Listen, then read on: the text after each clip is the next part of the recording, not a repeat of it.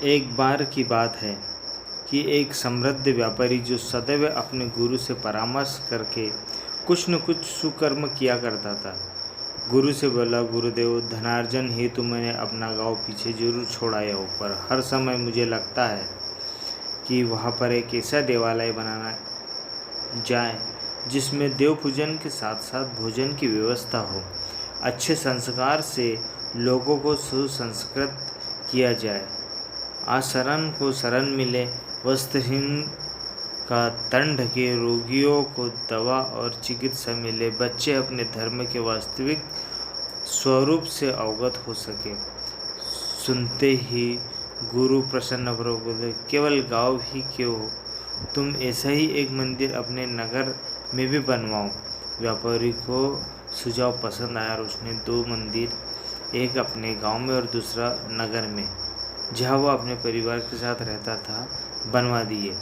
दोनों देवालय शीघ्र ही लोगों की श्रद्धा के केंद्र बन गए, लेकिन कुछ ही दिन बीते थे कि व्यापारी ने देखा कि नगर के लोग गांव के मंदिर में आने लगे, जबकि वहां पहुंचने वाला रास्ता काफ़ी कठिन है। उसकी समझ नहीं आ रहा था कि ऐसा क्यों हो रहा है। वह कुछ भारी मन से वह गुरुजी के पास गया और सारा वृतांत का सुनाया। गुरुजी ने कुछ विचार किया और फिर उसे परामर्श किया कि गांव के मंदिर के पुजारी नगर के मंदिर की सेवा के लिए बुला ले।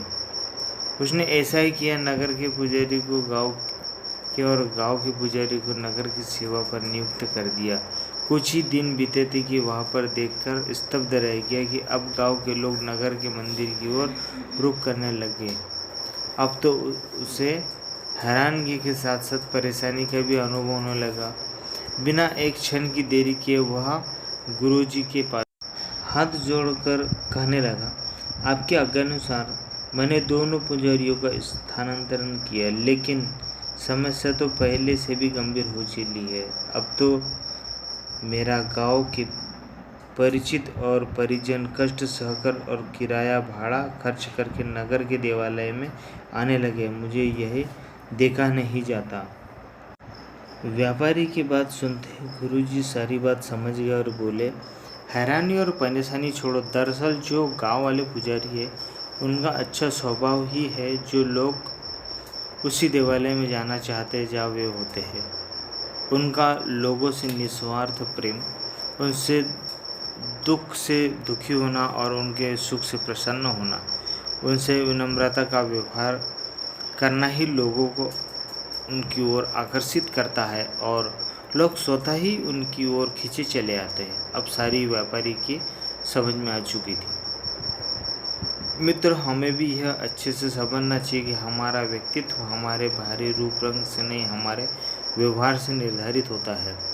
बिल्कुल एक समान ज्ञान और वेशभूषा वाले 2 पुजारियों में लोग कष्ट सहन कर भी उसी के पास गए जो अधिक संवेदनशील और व्यवहारी था।